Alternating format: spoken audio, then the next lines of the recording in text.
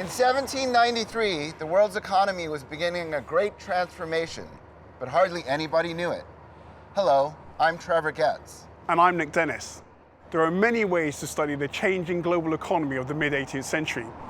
You can focus on a particular trade good like silver or tobacco or porcelain, or you can focus in on an individual or small group of people to see how they experience these changes.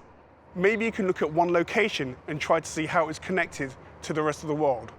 Or you could look at a single event to see how it exemplified bigger trends. We're here in Portsmouth, England, to use a variety of these techniques. We're going to look at the 18th century global economy through a place, Portsmouth, through the experiences of a person, Lord Macartney, and through an event, Macartney's Embassy to the Qing Emperor of China. Our story begins here in Portsmouth, on the southern coast of England. Like many other important trading cities around the world, Portsmouth is a naturally occurring harbor, an inlet where ships could be protected from the heavy weather of the English Channel or the ships of enemies.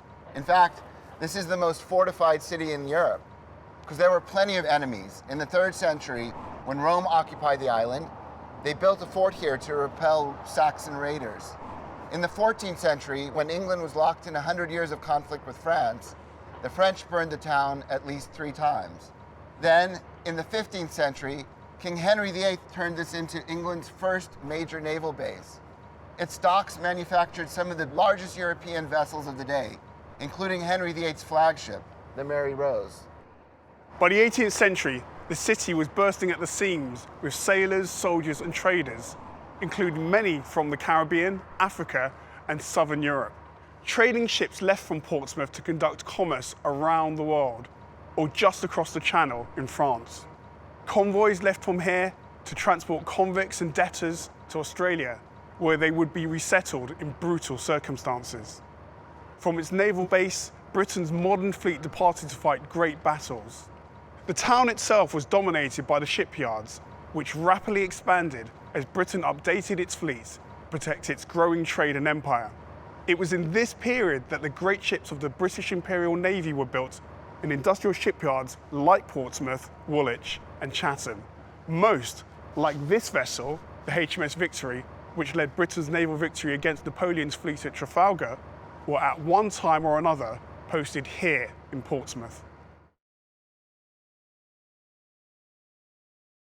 Despite its growing naval power and trading fleet, Britain was not the world's greatest economic power in the late 18th century.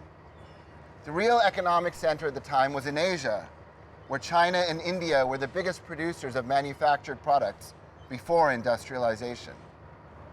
These two vast economies produced much of the world's high-quality, expensive goods, those goods that were worth transporting long distances. China, in particular, produced luxury goods that were in high demand in Europe.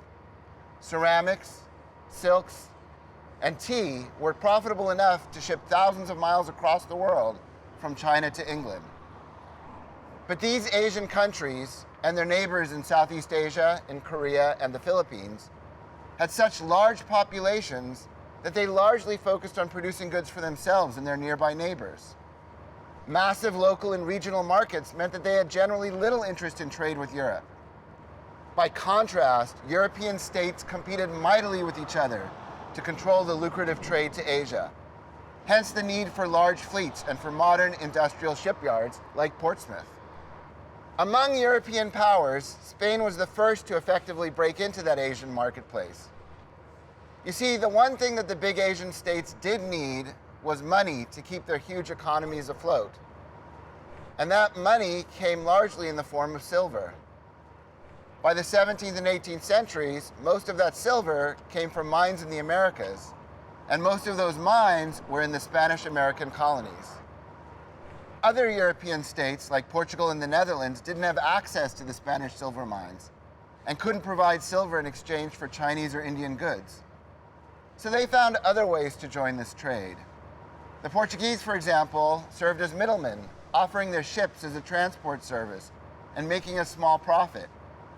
The Dutch, by contrast, invaded islands in Southeast Asia and began growing spices and other goods that they could transport and sell in Europe. But anyone who wanted to trade with China still had to buy goods using the one thing China needed: silver currency.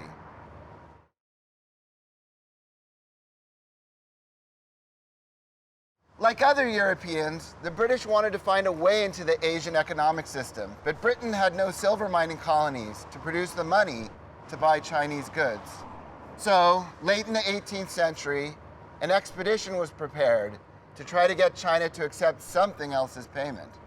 King George III of Britain sent out an ambassador, Lord Macartney, from these docks in Portsmouth to the Chinese Qing Emperor, hoping to convince him to allow British merchants to try to sell goods produced in Britain or its colonies. Macartney left Portsmouth in September 1792.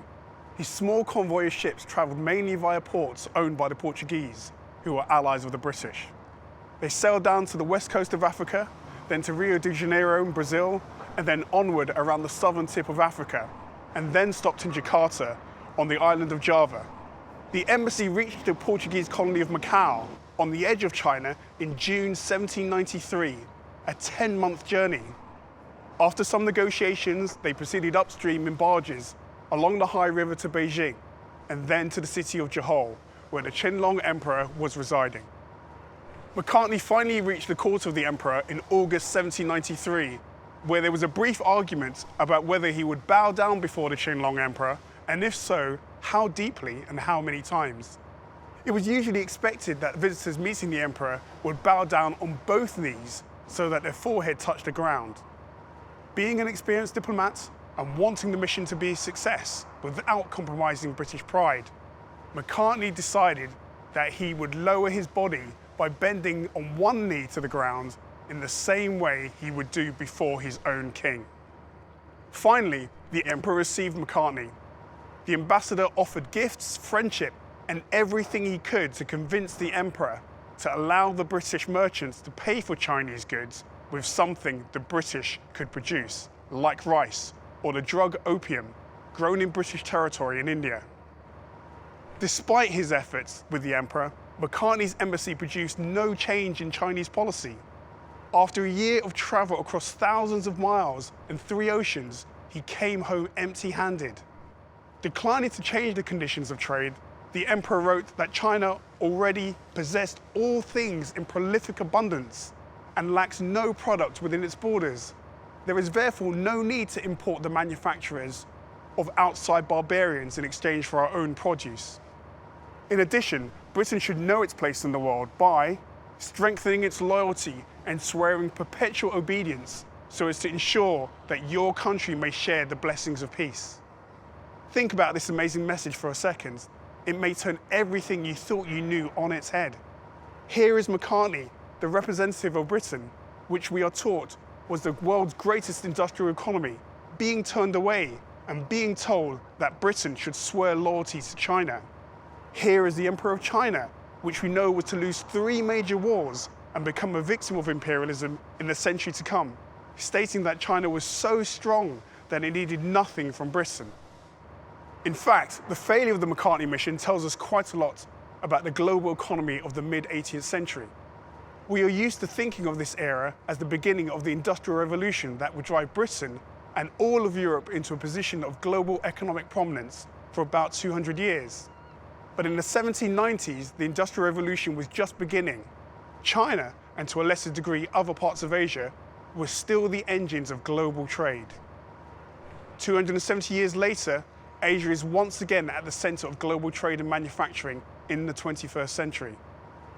Any look at global economies today would probably start on a dock in Shanghai, the world's largest port, and not in Portsmouth, which was still comparatively tiny.